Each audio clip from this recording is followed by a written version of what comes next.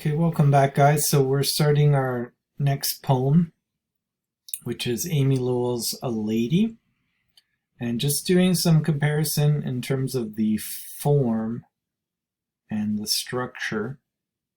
If we think about Kipling's poem, If, that poem had a very regular meter and structure and rhyming scheme. There was exact number of lines in 4 stanzas and so on. So just taking a quick look at this poem, we can see from the line length, from the overall stanza structures, that they're not identical. There's quite a lot of variation and difference here. And so this is a much freer, open form of a poem. And this is called free verse. So free verse is where it doesn't have there's no set meter. So it doesn't have to have a particular meter, and it doesn't have to have a particular rhyme scheme or line length or anything like that. So in this case, it's much freer and open. And we'll identify the figurative language techniques, and like before, as we talked about this whole issue of form and content, and is there any relationship. Now that was quite strong in Kipling's poem, the form and the content going together, even down to the grammar. It may not be as strong in every particular poem. We can come at different texts from different perspectives, realistically. So let's read it and look at some of the questions and the prompts. A lady. So remember titles, right?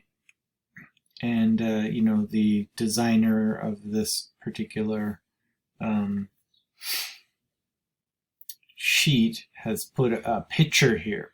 Now that wouldn't normally be there for us. So in a way, this is a little bit of a hint and a clue as to the meaning. But we want to think about titles. And we want to think about the connotation of words. Okay, connotation means like what words and feelings do you associate with that? Connections. Connecting words, connecting thoughts. Okay, so if we call someone a lady, there are cultural and maybe personal and maybe historical kind of connections to that word, kind of associations and connections. What does it mean? If I call someone a lady, oh wow, she's a real lady. She's a nice lady. It can mean just generically a woman, okay? But in this context, we'll see it means more than just a woman. Because a lady, is she just saying a lady, like a female? Or is there something more of the meaning, the associated meaning of a lady? Different associations and connections that we can do. So, to be a lady often meant to be very well-mannered, to have good manners, to be refined, to be elegant and beautiful and fashionable and intelligent. A lady was kind of like what we say sometimes as a Renaissance man, someone who was overall very well-rounded as a person, but especially in refinement and in their culture, okay, in their their social graces. Social graces and beauty. Okay, they know how to carry a conversation well, they're thoughtful, they're kind, and so on. So there's a lot of associations with this word lady that would be picked up in terms of our Western cultural context. So let's read it. You are beautiful and faded like an old opera tune played upon a harpsichord. So when we see the word like and two things are being compared, what do we have there? Well, we know that's a simile, right? Two things are being compared. So what two things are being compared? There's you, which is, this lady. You are beautiful, so beauty is in view. And faded. Faded. What's that? Well, faded is kind of worn out. And could be old if something gets faded. Like, and here's our second item in the comparison, an old opera tune. So we do get the concept of old again, but it's an opera tune. What kind of music is opera music? It's classical music, and it's a little bit old-fashioned kind of music. So we're getting a connection already about, culture and time, the historical aspect of it. And we're getting this sense of old things, old-fashioned. And played upon a harpsichord. So it's an extended simile because you're like an old opera tune that is played upon a harpsichord. Well, what's a harpsichord? Again, this is a more, it's an older version of a piano, but it sounds a little bit funny. It sounds a little bit strange and outdated and old-fashioned if you go on YouTube and you look up a harpsichord. So we've got classical music, particularly opera, which is maybe not popular nowadays, not as much.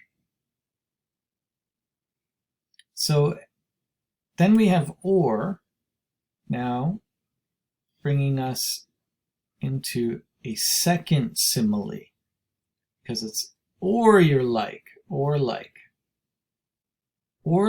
the sun-flooded silks of an 18th century boudoir. Two similes, both bringing in this idea of age. Okay, a boudoir was a lady's dressing room. So where you would put on your perfume and get ready. It was a special room just for women. And the sun, there are windows in this room, perhaps, flooding in sunlight. And her silks, okay, this is fine quality, so fine quality fabrics.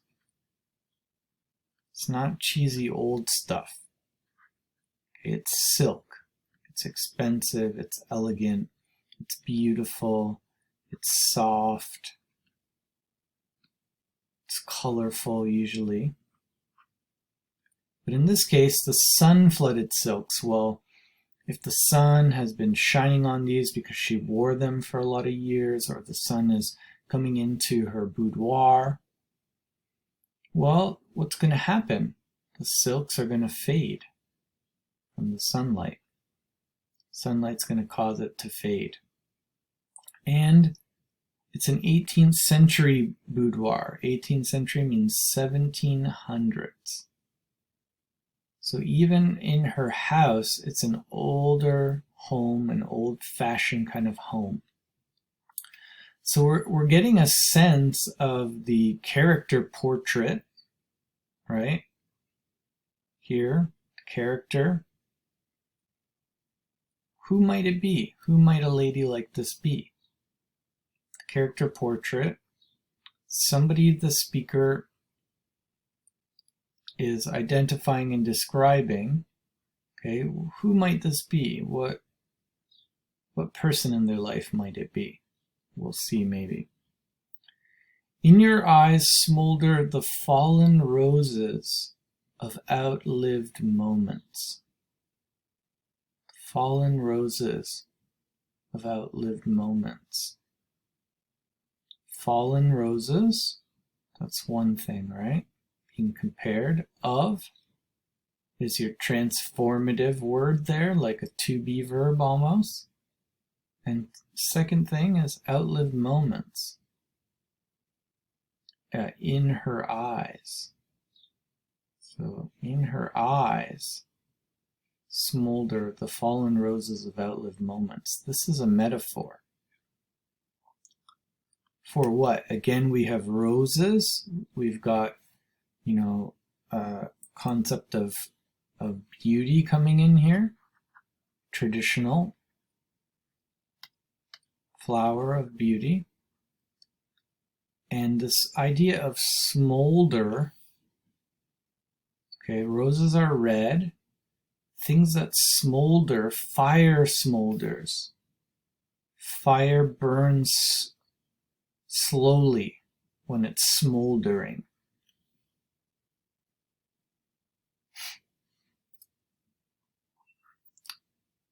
Okay, and what are the fallen roses? Well, the roses fell, right? So we have seasons changing. We have things being faded, flower petals falling.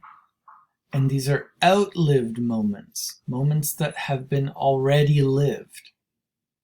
So we have time and age coming in with experience, outlived moments.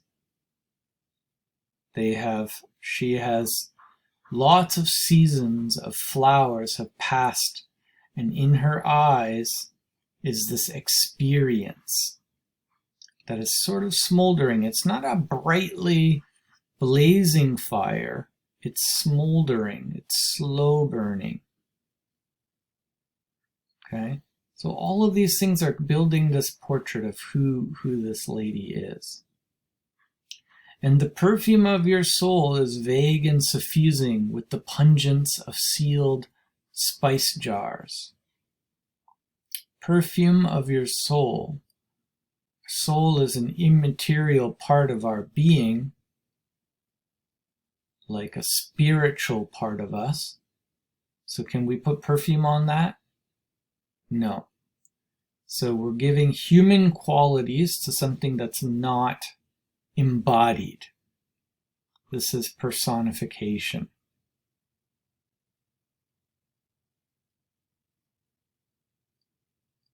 Because we're describing the soul wearing perfume.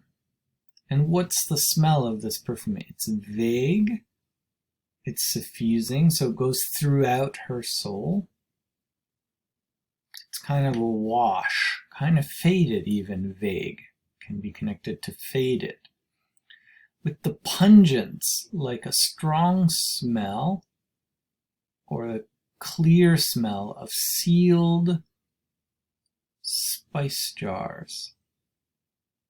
And we have SSS, sealed spice jars. So that's alliteration. When you have SS beginning multiple words with the same letters. And this is soft fragrance, right? Spice jars.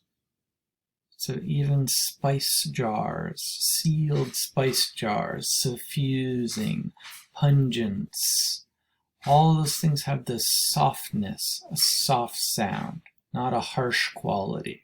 Okay, we'll come back for another short video. and finish the rest of the poem.